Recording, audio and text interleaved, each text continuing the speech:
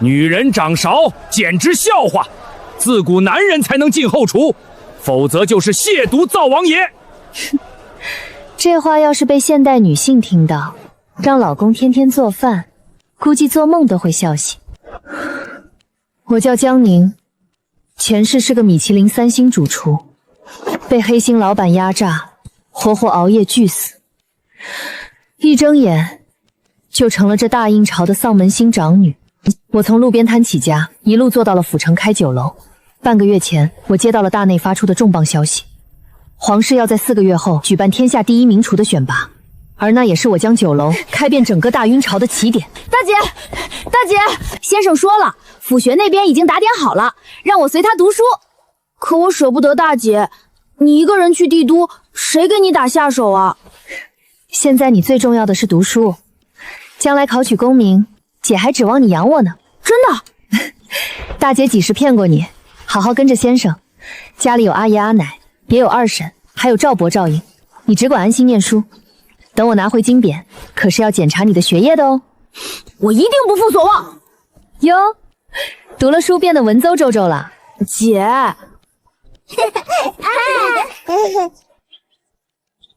宁丫头，帝都水深，万事当心。阿爷放心。二婶，府城这家酒楼以后就交给你打理了，账目我都留了底子，掌勺的手艺我也全交了，有赵伯派管事帮衬，出不了岔子。宁丫头，这么大摊子交给我，我这心里没底呀。你也是跟我一路从小酒馆做到大酒楼的人了，早不是当初那个只会喂猪刨地的二婶了。酒楼的进项留足家里嚼用和小树的树书，剩下的按月记账。等我在帝都站稳脚跟，就派人来接你们。草儿，照顾好歹弟，要听阿奶的话。大姐，你要早点接我们去帝都呀，我还要吃你做的糖。一言为定。江丫头，你就把心放肚子里，这一大家子，老夫替你看着，少一根汗毛，你拿刀削我。京都那5层仙楼，就等你进京，好好震一震那帮眼高于顶的京城大厨。没想到我江宁重活一世，竟攒下这么多要护着的人。走吧，赵伯，进京。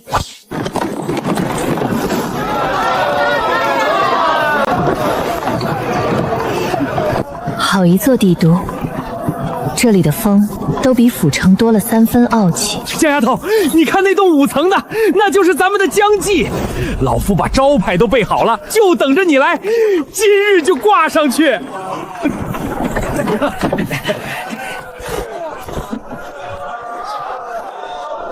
赵伯，招牌先别急着挂。不挂招牌，那咱们开张。开张之前，有件更要紧的事。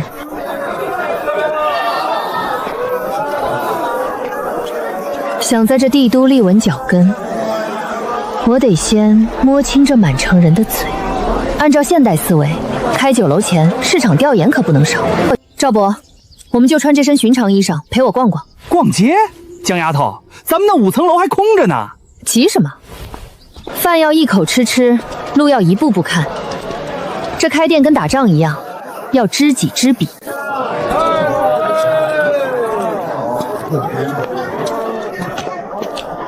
赵伯，你看那家聚珍楼，那可是帝都数得上号的老馆子，怎么了？进去瞧瞧。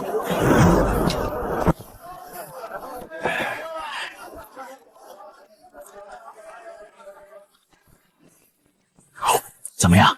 堆料，光会往里堆山珍海味，一点巧思都没有，味道寡淡，而且死贵。哎，你别说，是有点闷，可帝都的贵人就好这口啊，讲究个体面。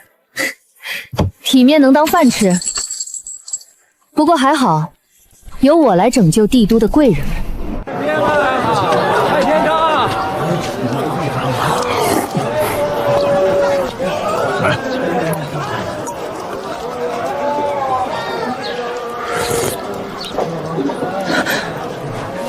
没盐没鲜，寡淡如水，这帮苦力一天到晚就吃这个。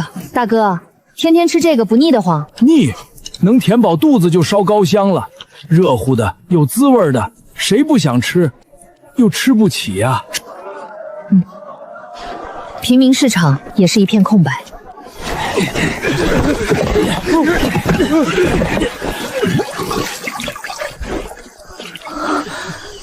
这大热天就喝这个？姑娘说笑了，不喝这个吃冰啊，那是贵人才有的东西。他们生来富贵，我们平民有口凉水润喉就不错了。夏日燥热，原来这里和府城一样，市井同样缺冰。好得很。这满城的馆子，翻来覆去就那几样，吃的人嘴里都要淡出鸟来了。可不是，前儿个我家老爷子过寿，请遍了名厨，还是那老三样。贵人不缺山珍海味，缺的是新鲜，是没吃过的花样。回吧，赵伯，该摸的都摸清了。江丫头，逛了一整天，你到底看出啥门道了？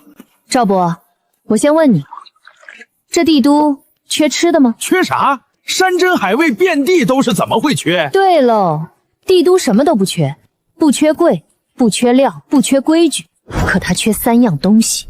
哪3样？一缺新，老字号几10年一个方子，贵人早吃腻了，就盼着新鲜花样。2缺馋，平民一天到晚清汤寡水，手里没几个钱，谁不想吃平价又好的吃食？3缺凉，这大热天满城求冰，谁能变出凉的来，谁就攥住了整座帝都的嗓子眼。妙啊！新、馋、凉这3样，你哪样不是拿手好戏？赵伯，明天开始，咱们不急着挂招牌，先把这3样东西一样一样给它备齐了。赵伯，你抬头看看，这楼有几层？5层啊，怎么了？5层楼就该做5层楼的生意，我打算这么分，底下这层敞开门做平民快食，人来人往，图的是个快字，炸鸡凉饮盖饭，铜板一拍就走，专引底层的客流。那2楼呢？2楼摆雅座，做些精细炒菜待客的席面，给那些手头宽裕的商贾做。那3楼？3楼请贵客，临窗雅间，只做最金贵的席面，贵人要的是脸面，是稀罕。这一层就是咱们江记的门面，1层引流，2层赚钱，3层撑场面，妙啊！这买卖还能这么做？ 1层薄利多销攒人气，2层稳赚，3层树招牌，这叫金字塔。定位是骨头，可要撑起这3层楼，光有花样还不够，得有一样谁也偷不走的东西。什么东西？赵伯，你尝过这么多山珍海味，可知菜好不好吃，最要紧的是什么？料好，火候到。都对，但都不是根本，根本是一个鲜字。聚真楼那帮人靠的是一锅吊了几个时辰的高汤提鲜，费工费料还带不走。可我有更狠的法子，这鸡肉得低温烘干，磨成细粉。鸡肉还能磨成粉？不止鸡肉，火大1分就焦，鲜味全毁；火小1分憨不透，磨不成粉。就得这么用微火，慢慢逼出水汽，把那股鲜牢牢锁在肉里。光有鸡肉粉，鲜味太单一，压不住味。干香菇磨的粉，提那股子醇厚的香；干贝磨的粉，调出海里的那口鲜。香菇提香，干贝增鲜，2样一凑，那鲜味更有了层次。赵伯，尝尝这碗白水。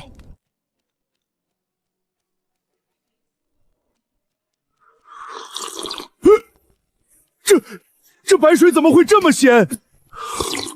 鲜的我舌头都要掉了，比聚真楼吊1天的高汤还霸道。这叫鲜粉，往后咱们所有的菜一租下去，鲜味翻倍。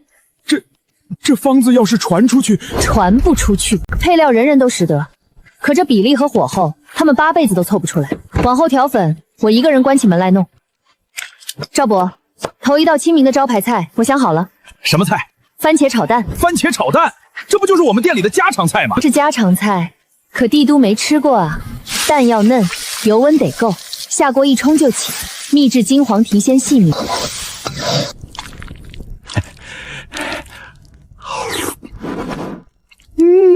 这番茄炒蛋怎么就这么下饭呢？我一个人能盖下3碗饭。家常味做到极致，越勾魂。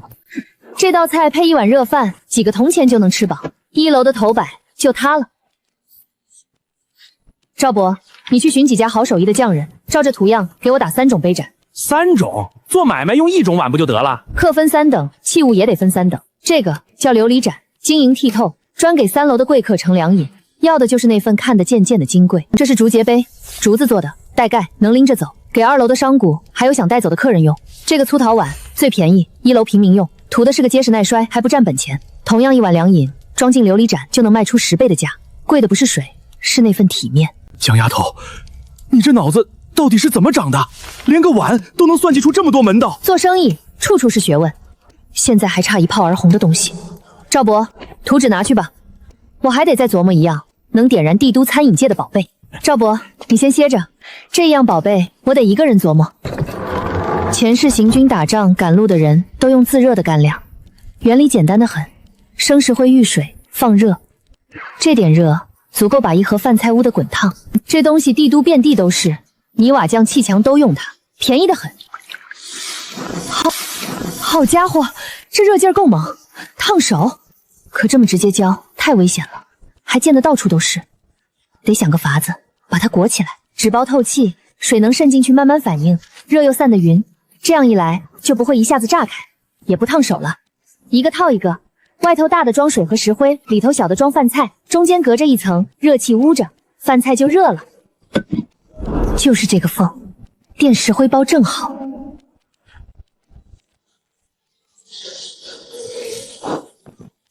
1、2、3，热了，真的热了！这方法可行，去装上真饭菜，试试到底能不能吃。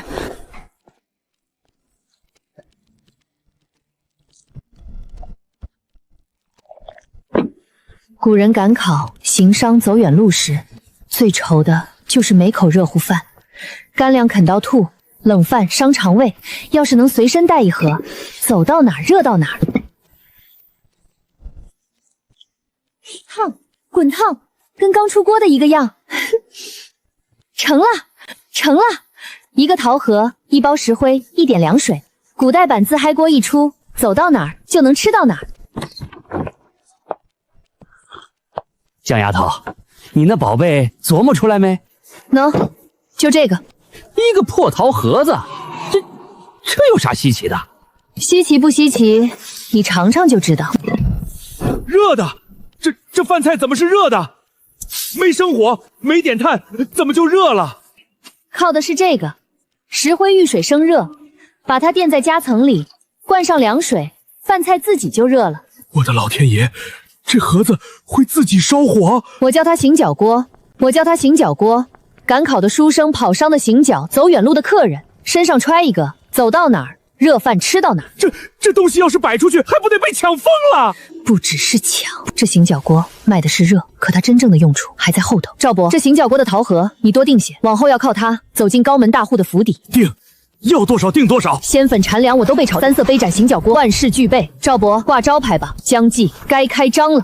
开张喽！赵伯，头一天就做番茄炒电盖饭。江丫头，可帝都没人吃这玩意儿啊！都说那是狼桃，是喂鸟的，就看着喜庆。这番茄酸甜多汁，是天生的下饭神器。赵伯，你就瞧好吧。瞧见没？我这不好好的。哎呦，新开的铺子，头一天就吃毒果，这是要做。嘴长在你们身上，等会儿香味出来，看你们还退不退。蛋要嫩，油热了一冲就起，多一吸都发老。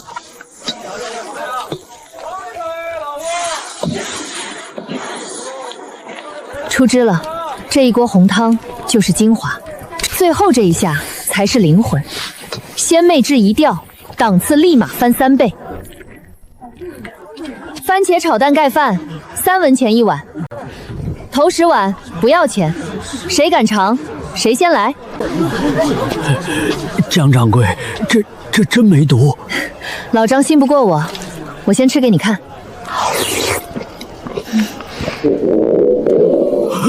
罢了，豁出去了，给我来一碗。这红果子怎么这么下饭？又酸又甜，裹着这滑嫩的蛋，绝了！再来一碗，我给钱。我也要一碗，给我也来一碗尝尝。好家伙，方才还说有毒，躲得远远的，这会儿抢得比谁都凶。江掌柜，明儿还有这炒蛋盖饭没？有，天天都有。不光有盖饭，往后还有更多新鲜花样。成，那我天天来。江丫头，就一道炒蛋，头一天就这么火？这才哪儿到哪儿，番茄炒蛋是先让街坊认认我江记的门，真正压站子的硬菜还没上呢。赵伯，去后厨把那条活鲫鱼提来。我就知道，酸菜鱼这镇店的宝贝也该亮出来了。想当初在青石镇，就这一盆酸菜鱼，把那帮人馋的眼睛都直了。正好给帝都人开开眼。赵伯懂我，明天就让这满街的人尝尝鱼能鲜成什么样。酸菜还能配鱼，这鱼腥气加臭腌菜，不是臭上加臭，能好吃？别是坏了的鱼，拿酸菜盖着味儿吧。腥线一去，土腥味就去了大半，这是关键。古人光会拿姜葱盖腥，治标不治本。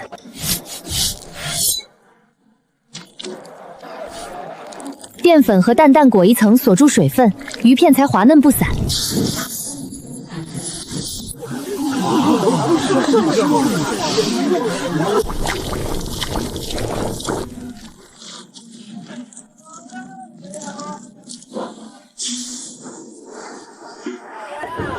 酸菜鱼，谁来首次品尝？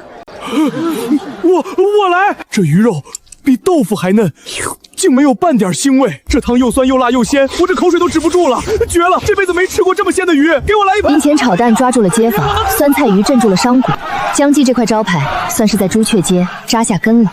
这血王滑的入口就化，这毛肚脆生生的，又麻又辣又鲜，我这3碗饭都不够扒的。赵部把那几坛熬好的乌梅底子搬出来，再把柴房里的碎冰凿一盆上来。这黑乎乎的一坛子，能是什么金贵玩意儿？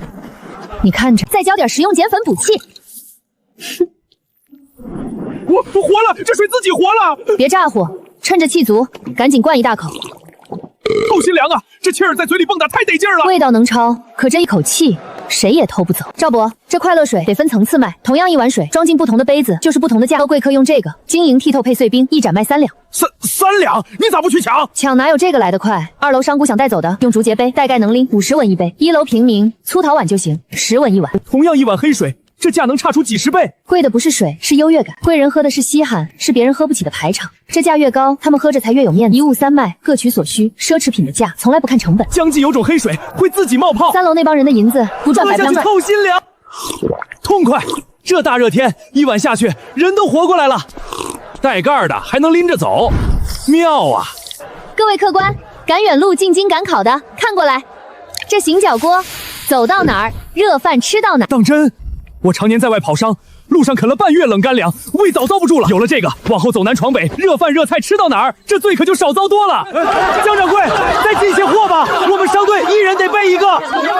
那请先预定，我这边记录下。江丫头，才开张几天，这进项这才哪到哪儿？开业前的调研没白做，辛、禅、粮我们全占了，生意火成这样正常。可是赵伯最近得多留个心眼，咱们抢了这么多生意，估计有人要来找麻烦了。江掌柜，还有快乐水没有？我从城西跑了半个时辰。开张不过半月，帝都的嘴算是被我攥住了。江丫头，你猜咱们这半月进项多少？3000两还挂零。多少？老夫做了半辈子生意，没见过这么来钱的。邪门了，客人呢？客人都上哪儿去了？这江记到底施了什么妖法？掌柜的，还能上哪儿？全挤那江记去了，连咱们的老主顾张元王一家，昨儿都拎着竹节杯从江记出来。我聚珍楼的100年基业，绝对不能毁在这黄毛丫头的手里。反了！一个乡下来的丫头片子，也敢抢老子的生意！再这么下去，咱们这些100年的老招牌都得喝西北风。只要咱们几家联合说动行会出面打压，这死丫头的铺子迟早得关门大吉。那江记来路不明，仗着几样奇迹笑妙，把规矩都搅乱了，不能忍！咱们联名告到行会去。江记就是朱雀街新开那家。正是，行长，那丫头邪门的很，卖什么会泡泡的黑水，自己烧火的盒子，把满城的客人都勾了去。我们几家老字号如今门可落落，再这样下去要关门了。哼，一个女娃不在规格之中，抛头露面开酒楼，成何体统？自古掌勺的哪个不是男人？一个丫头没经过行会，也配在朱雀街里招牌？行首，您可得替我们做主啊！是啊，这行会的规矩总不能让个乡下丫头踩在脚底下。这天业城的善业规矩，都是我郑某人说了算。各位放心，我这就去会会他，断了他的食材，我看他这火还能烧几天。哪位是江掌柜？我就是。这位老爷是来吃饭的。吃饭？我乃帝都善业公会的行首郑贵，今日是特意给你指条明路来的。哦，愿闻其详。女人掌勺简直笑话，自古只有男人才能掌勺，否则就是亵渎灶王爷。这话被现代女性听到，想着老公天天做饭的样子，估计做梦都会笑醒。郑行首这话说的可真新鲜，合着你府上的女人做饭伺候你们，就不算亵渎灶王爷了？你少跟老夫贫嘴！天玄城的善业，几百年来都是我们行家说了算。你一个外来的乡下丫头，竟然敢坏我的规矩！那么从今日起，全城谁敢卖你一片食材，就是与行徽作对。断了你食材，我看你这席面还怎么摆？郑行署，你这一趟可真是白跑了。白跑？你断我食材是吧？你睁眼瞧瞧，这满堂的客人吃的都是什么？这炸鸡用的是城外农户的鸡腿，这盖饭用的是寻常番茄鸡蛋，这快乐水一坛优美几块碎冰。郑行首，你倒是断给我看看。你这是歪门邪道，上不得台面的贱食！我这店的根扎在平民百姓身上，又不是只赚贵人的钱，贵人绝不会来吃，是吗？那3楼雅间一盏3两银子的快乐水，得提前3日预定。郑行主要不要上去瞧瞧，是哪些贵人在抢着喝我的贱食？好一张利嘴！你别得意，断不了你的鸡腿，老夫还断不了别的。这天玄城的高门大户，我倒要看看谁敢来给你这丫头捧场。到哪儿都有自恋的人。江丫头，你可真敢呐！那可是善业公会的行首，把他得罪死了，往后咱们那3楼的席面，3楼的贵客生意确实得靠抱身翅大，可要打开贵人的门，靠的从来不是求他们赏脸。那靠什么？靠的是让他们的嘴先馋起来。平民的胃我攥住了，接下来该往那些高墙深渊里递一把钩子了。那把钩子也是平民疯魔的吃食，只是缺个契机送进合适的门而已。清欢，你鬼鬼祟祟藏在袖子里的是什么东西？公主，您先别嫌弃，这味儿倒是新鲜。朱雀街那家江记的，全城都在抢，我排了半个时辰才买着。市井时时罢了，本宫连御膳都吃腻了。那您就赏脸尝一小口嘛。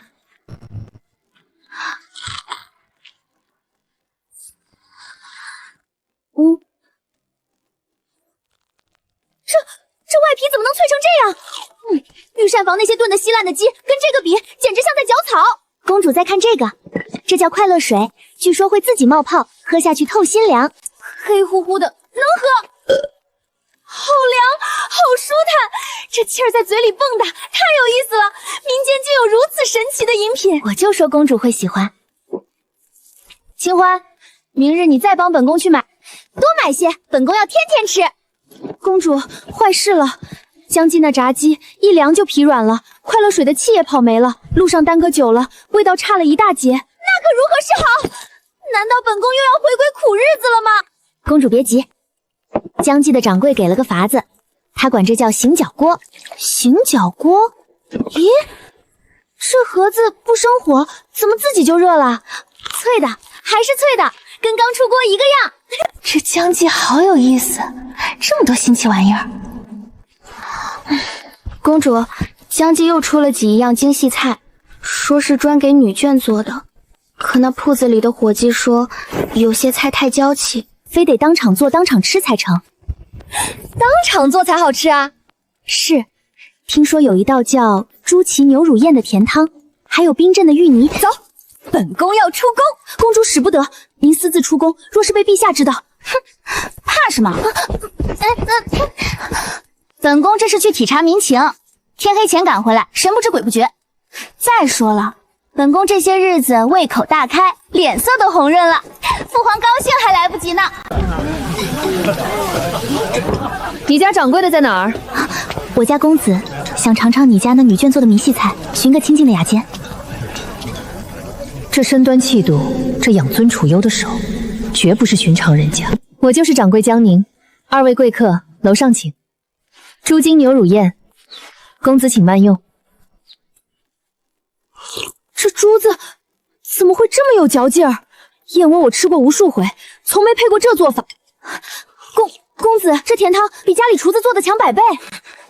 公子若喜欢，后头还有更妙的冰酪香芋泥，夏日吃这个最是消暑安神。神了，这天底下怎么会有这样的吃食？掌柜的，你这手艺给达官贵人做席面都绰绰有余。公子谬赞，小店本想做贵客的生意，奈何善业行回的郑贵放了话，断了我全城的好食材。如今这店只能靠炸鸡凉饮，做些平头百姓的买卖。什么？一个卖菜的行回也敢断你的货？这郑贵好大的胆子！商户人家斗不过行会，认命罢了。认什么命？本公子记住你了，你这手艺不该被埋没在这条街上。过几日你等着，定有贵人上门替你出这口气。钩子放下去，大鱼咬钩了，还是条大黄鱼呢。大姐，不好了，后厨的赵三儿他往汤锅里下东西。果然，郑贵那老东西明面上断供不成，就来阴的了。住手！赵三，我将计待你不薄，说谁指使你的？我没有，我就是来添水的。添水、巴豆粉、泻药、巴豆下汤，你是想让我将计一夜之间成黑店？赵掌柜饶命！是行会的郑贵，他给了我50两银子，逼我下药的呀。郑贵，又是公主殿下驾到！公主殿下千岁！民女江宁参见公主殿下。民女江宁参见公主殿下。果然是条大鱼。前几日那位公子竟是当今最得宠的公主。免了，江掌柜，本宫今日是特意来给你撑场子的。听好了，江记这店本宫罩着，今日整座楼本宫包了。公主亲自包场，这乡下丫头的店究竟什么来头？殿下来的正巧，方才后厨抓了个投毒的贼。投毒？何人如此大胆，敢在本宫要来的地方动手脚？回殿下，是行回的郑贵花50两银子买通汤锅里下把豆。郑贵，又是他！死丫头，都是你害的！公主小心！妖女！下一刀削的就不是头发了。好一手飞刀，江宁，你这胆识身手，本宫喜欢。让殿下受惊了。受什么惊？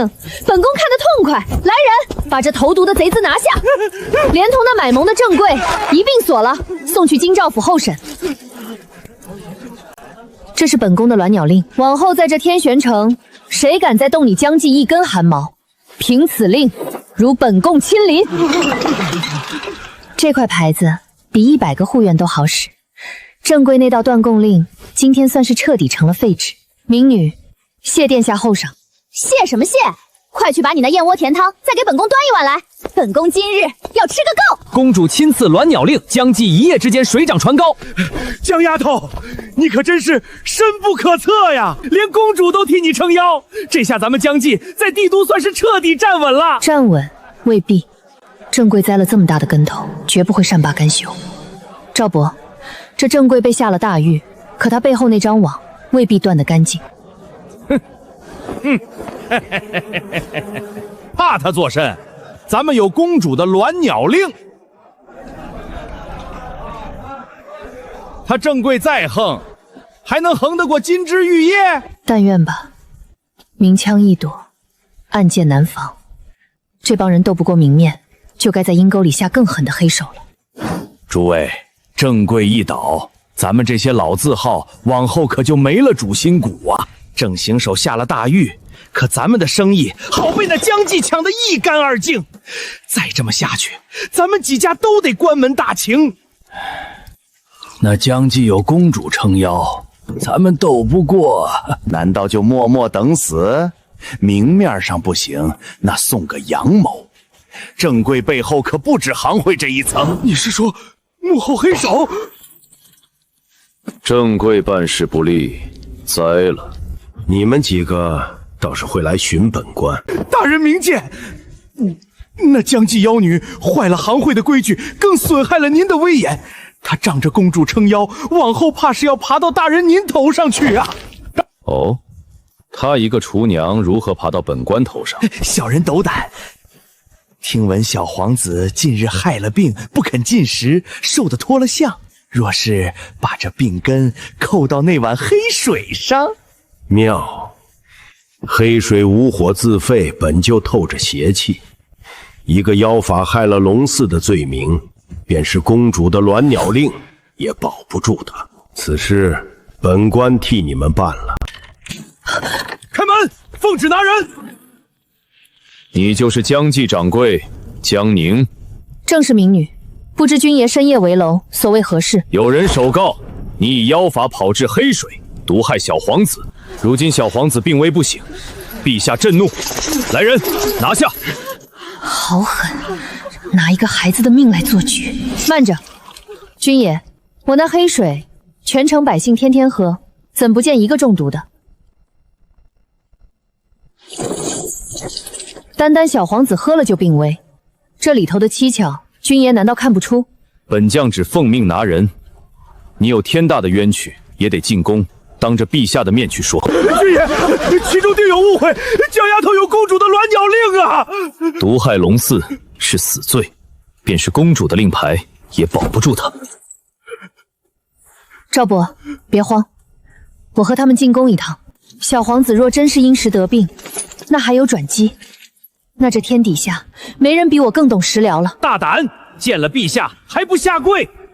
民女江宁参见陛下。大胆民女，你以妖水毒害皇子，还不从实招来？陛下，民女那黑水，全城百姓日日都在喝，若真有毒，早该横尸满街了，何以单单皇子中招？伶牙俐齿！老夫为皇子诊脉多日，皇子乃是脾胃虚寒、实质成疾的绝症，正是你那阴寒邪祟的黑水坏了皇子根本。脾胃虚寒，实质成疾，一群连病理都摸不清的老古董，张口就是绝症。钱凤玉，敢问皇子近日可是闻到饭菜味就恶心反胃？你怎知？哼，这正是脾胃败坏之象。那皇子的嘴角是不是烂了口尖，久久不愈？指甲盖上是不是起了白点，还一案一个坑？这丫头怎么句句都说中了？你究竟是何人？为何会知道这些？机会来了，要么现在被拖出去砍头，要么绝地翻盘。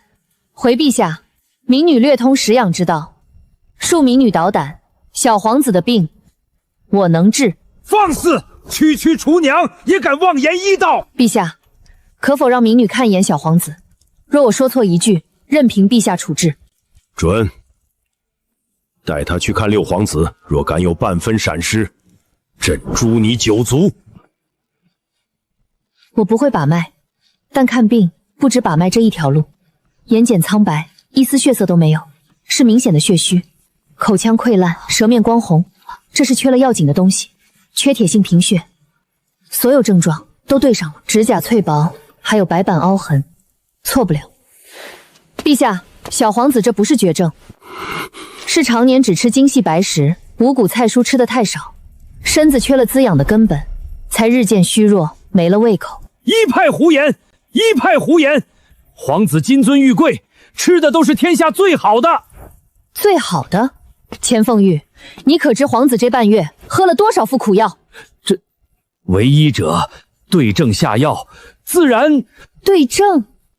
孩子本就没胃口，你们再灌一肚子苦药，苦得他一闻饭菜就想吐，这叫雪上加霜。你们不是在治病，是在把一个孩子活活饿垮。钱凤玉，他说的可是真的？陛下，老臣也是依古方施治。陛下，民女愿立军令状，不用一味药，3日之内让小皇子重新进食。若做不到，民女以死谢罪。你可知欺君可是死罪？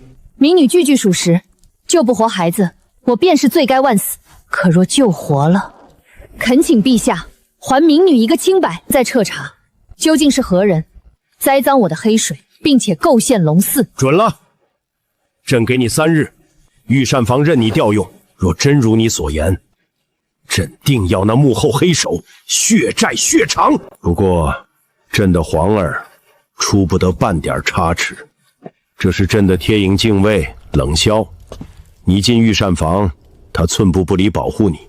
这是要防我动手脚，正好也是给我做个见证。你用的每一样食材，他都要过目；你做的每一道菜，他先尝，再入皇儿之口。若菜里真有毒，他死在你前头，你也活不过1炷香。陛下这个安排正合民女心意，有冷大人盯着，民女做的东西干不干净，一验便知，省得日后再有小人拿下毒2字泼我脏水。去吧，冷萧，看好他。遵旨。把御膳房最鲜的春笋、咸肉，还有1块栗蓬芋头都给我取来。孩子的胃被苦药折腾坏了，重口味绝不能碰。干净。头一步得用最轻最鲜的味道唤起食欲。春笋要取最嫩的尖，硬润如玉，鲜甜不涩，最能开胃。荤素相配，鲜味才有层次。明火煮汤一浑，隔水炖出来的才清的能照见人影。火要匀，1个时辰，鲜味自己就渗出来了。这能有味儿？味儿全在这汤里头。孩子饿了半月，脾胃早就虚透了，还需养胃。取小米来熬粥。熬粥？给皇子治病就熬碗粥？对，就熬碗粥。小米最养脾胃，久饿之人就得先用它把肠胃唤醒。火不能急，得小火慢熬，把米油都熬出来。这层米油是一锅粥的精华，最滋养，也最好刻画。就用它给孩子的胃垫个底。春见鲜笋中小米油，冷大人请腌菜。无毒，寻常小米竟也能熬得这般香。可以了，我们给小皇子送膳吧。好香。小殿下，饿坏了吧？先喝口这个垫垫肚子。还要吃。你饿久了，一次不能吃多，再尝尝这个鲜的，就1小口。好喝。姐姐，我还要。他吃了，皇儿开口吃东西了。娘娘，今日到此为止，切不可再多喂。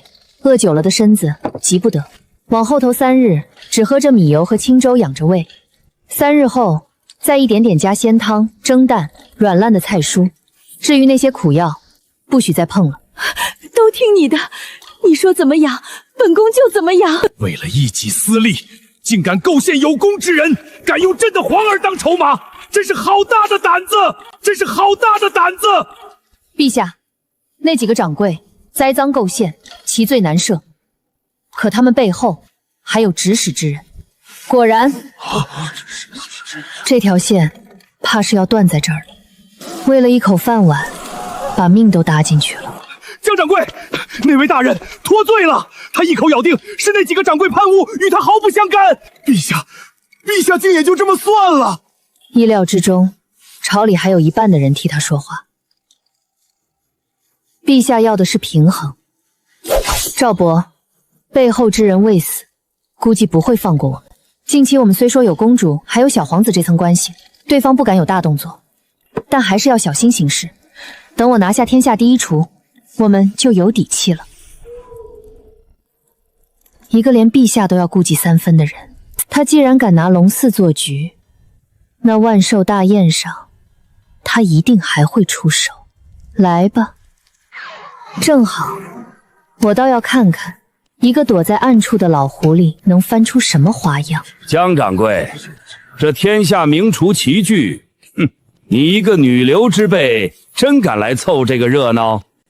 苏师傅这话问得奇怪，陛下的令牌在此，我凭什么不能来？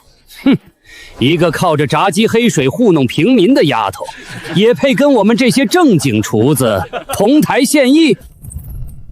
懒得扯皮，浪费精力，等大宴那天用菜堵他的嘴。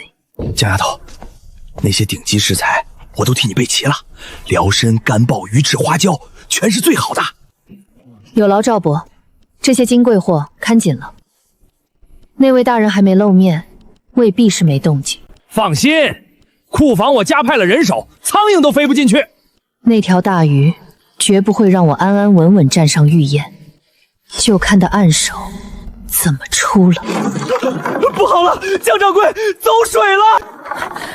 江丫头，烧起来了！参赛食材全烧没了！完了完了，明天就是大宴，食材全烧光了，这可怎么比呀？那位大人，这是要断咱们的活路啊！哟，江掌柜的食材烧没了，没了鸭场的硬菜，明日这御宴怕是要出丑喽。我看啊，还是趁早退了吧，免得丢人现眼。火油，人为纵火。赵伯，省点力气，别嚎了。火烧眉毛了，你还这么镇定？没了顶尖食材，可怎么办？那些算什么？堆一桌山珍海味，那是厨子里的下乘。真正的强者从不抱怨环境。赵伯，你去御膳房，别的金贵东西一样都不要，只给我取最寻常的白菜、萝卜、豆腐，再来几样稻黍、荠麦破的五谷杂粮。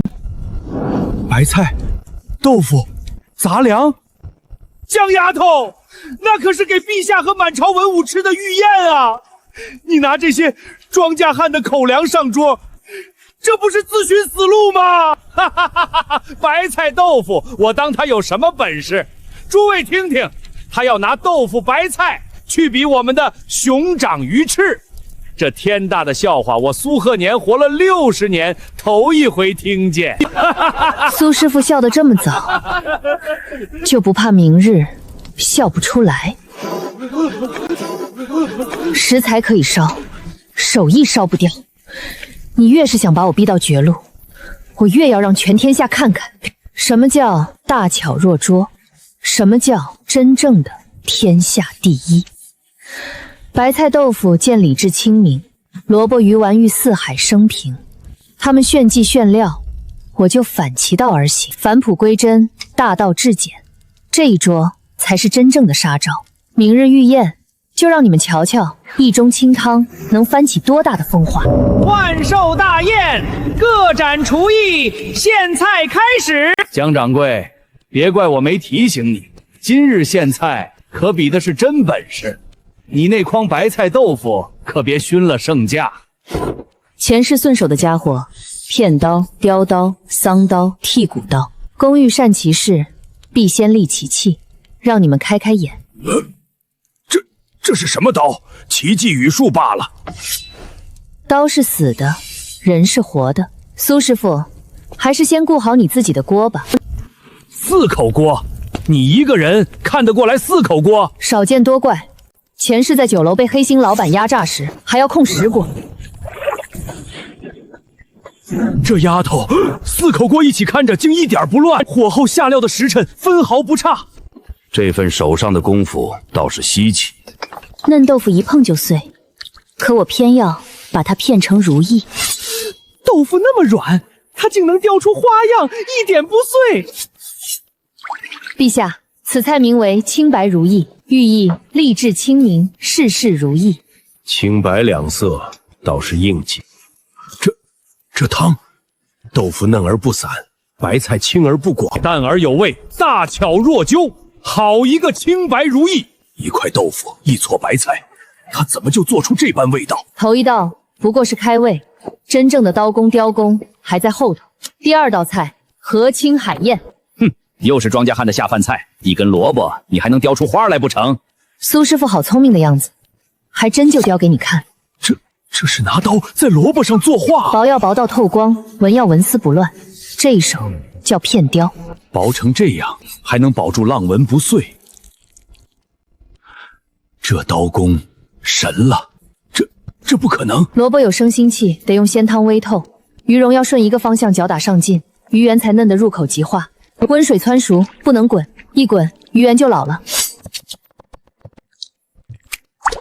陛下，和清海岸，寓意四海升平。入口即化，这鱼圆嫩得没边了，看似家常萝卜鱼丸，内里却是登峰造极的火候。四海升平，和清海岸，好菜，好意头。一根萝卜，一块鱼肉，他怎么就做出了这般花样？苏师傅，我劝你还是先看好你的锅，2道下去，他们的眼睛算是被我喂刁了。接下来这道五谷丰养，得让陛下尝出点不一样的东西来。第3道五谷丰养，这道菜要的是整肉去骨和那五谷入魂的功夫。苏鹤年，你就瞪大眼睛好好看着吧。第3道五谷丰长，整料去骨讲究的是手上的巧劲儿，刀走在骨缝里，皮肉一分不伤。整根骨头剔出来了，外皮竟一点没破。这刀在皮肉里怎么走的？我怎么一点都没看清？扎孔是为了让味道渗进肌里，五谷粉是这道菜的魂。为何要分3次撒入五谷粉？一次撒进去太多，骨粉会结块，还发苦。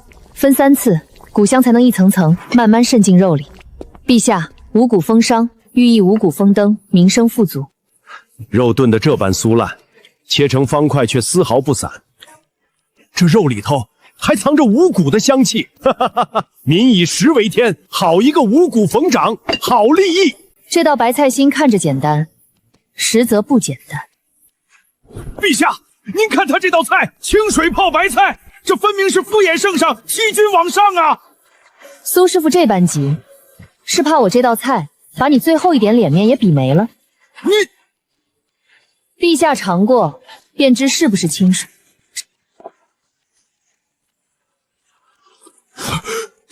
这是何物？竟鲜到这般地步！回陛下，用老母鸡、火腿、干贝吊足6个时辰，再以鸡茸3次扫汤。扫汤？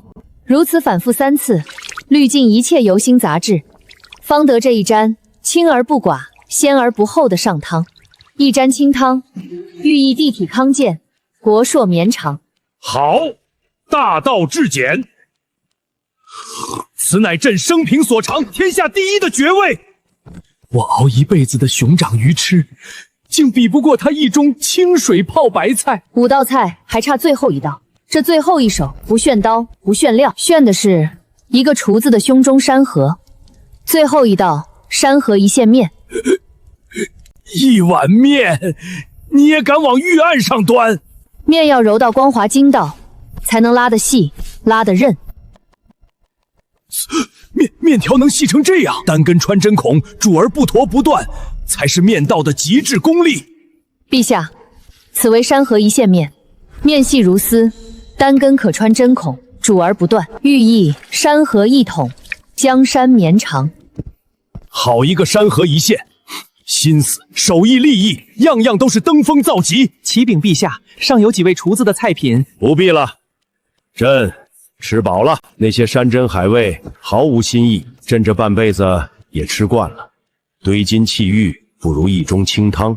朕要的是这胸中的丘壑，是这盘中的乾坤。这天下第一的名厨已有定断，不必再比了。江宁，民女在。以这5道菜，不炫料，不媚俗，清白如辟见清明，和清海晏育升平，五谷丰壤念民生，清宁万寿助国祚，山河一线盼一统。无意大道至简，管中窥豹见胸襟。传朕旨意，传朕旨意！江宁厨艺通神，立意中正，深得朕心。赐天下第一名厨金匾1块，御笔亲题，昭告天下。陛下圣明。食材被烧又如何？天下第一这块匾，我江宁还不是稳稳拿下了？今日我拿了天下第一，有了立身的根本。你这条藏在深水里的老鱼，等我再站高些，便回过头来，连你的根一并拔了。江掌柜，那金匾真是御笔亲题的？天下第一，咱们朱雀街出了个天下第一啊！江掌柜，往日行会多有得罪，往后你有任何吩咐，行会上下无有不从。风水轮流转，当初骂我亵渎灶王爷的，如今倒学会做揖了。行会的规矩该改了，往后凭手艺吃饭。不论男女。大姐，考教你的学问，可准备好了？准备好了。先生说我的文章能进府术前3。大姐，我长高了！大姐，我长高了，能够着灶台了！想当初在那漏风的茅草屋，哪敢想有今天呢？阿爷，苦日子一去不回了。江丫头，如今咱们有玉匾，有公主，有帝都这栋楼，这天下的富贵都齐活了，后半辈子躺着享福就成了。赵伯，一栋楼喂不饱这天下人的嘴。你这话什么意思？你看这满街的人，帝都有，府城有，天下的每一座城都有，可他们未必都吃得上一口姜记的好味道。我要立一套姜记的章程，给方子，给器物，教手艺，让人挂咱们的招牌，按咱们的规矩去各地开店。把方子交给外人，那咱们不亏了？不亏，开一家是一家的招牌，开100家就是一张遍布天下的网。他们赚的银子，咱们抽3成。100家不止，可核心的东西绝不外传。这仙粉的配比，快乐水的方子，还有那吊汤的功夫，只由咱们总号统一供料。他们能挂我的牌，卖我的菜，却偷不走这最要紧的根，铺得开又攥得死，这才是真正的生意。妙啊！这么一来，天下的酒楼都得看咱们眼色。江丫头，你这脑子，老夫是彻底服了。这后半辈子，老夫就跟你把姜记开遍天下。二婶，府城那家酒楼你打理得极好，头一家分号就落在府城，往后你就不只是掌柜了，是咱们姜记的头一个加盟东家。加盟东家，我天下第一名厨，只是块敲门砖。往后，姜记的招牌要开遍这大邑的每一座城。